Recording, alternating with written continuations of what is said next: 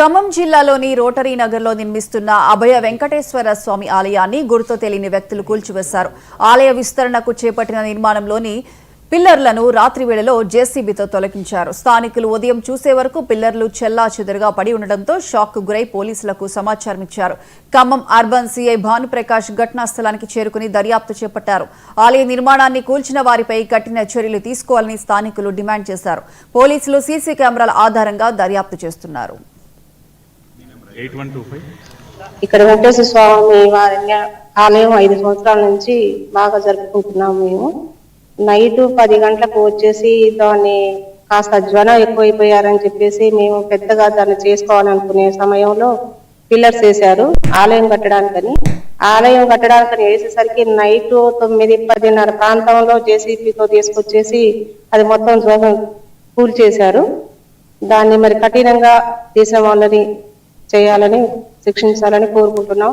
అలాగే మాకు కూడా ఆలయం అంటే అందరికీ కూడా ఏడుకొండల స్వామి అంటే అందరు కూడా ఇష్టంగా మేము ప్రతి ఒక్కరం కూడా పూజలు మంచిగా జరుపుకోవాలి చేసుకోవాలనుకునే సమయంలో ఇలా చేశారనేది కాస్త అందరు కూడా ఆలోచించి ప్రతి ఒక్కరు కూడా ముందుకు వచ్చి దాన్ని మాకు సహాయం చేయాలని గుడి నిర్మాణం కావాలని కోరుకుంటున్నాం. ఇక్కడ వెంకటేశ్వర స్వామి వారి ఆలయం మేము గత 5 సంవత్సరాల నుంచి గుడి నిర్మాణం చేశాము.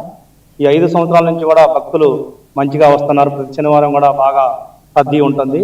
అందుకని గుడి చిన్నదే అయిందని అందరం కూడా అనుకొని ఒక కమిటీగా వేసుకొని మరి ఈ గుడిని బాగా డెవలప్ చేయాలని అనుకున్నాం అందరం కూడా, ప్రజలందరం కూడా. మరి అందుకని గుడి శంకుస్థాపన చేశాము. 6 పిల్లర్లు కూడా వేయటం జరిగినది. ఈ 6 పిల్లర్లు కూడా మరి నిన్న రాత్రి 9 నుంచి 10 వరకు కొంతమంది చూశారంట వ్యక్తులు. మరి ఆ వ్యక్తులు ఎవరనేది పని చేస్తుందామని అనుకున్నారంట. మరి ఆ వ్యక్తులు ఎవరైనా తెలియదండి.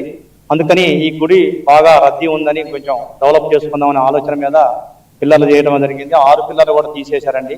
మరి మీరు కొంచెం దీని మీద చర్య తీసుకొని మరి అభయ వెంకటేశ్వర స్వామి అంటే చాలా మరి సత్యం ఉన్న దేవుడు.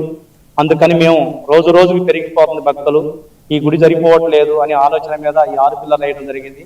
6 పిల్లర్లు తీసేశారు కాబట్టి చాలా నష్టం జరిగిందండి. ఆ నష్టాన్ని మరి ఎవరైతే చేశారో వాళ్ళని కొంచెం వాళ్ళ మీద చర్య తీసుకొని ఈ నష్టపరిహారం కూడా కట్టిస్తే ఆ గుడిని మేము తొందరగా ముందుకు తీసుకెళ్లి భక్తులకు మేము సేవ చేద్దామని ముందుకు వచ్చామండి. దాన్ని మీరు కూడా మీ వంతుగా చర్య తీసుకొని ముందుకు తీసుకెళ్లాలని కోరుకుంటున్నాం.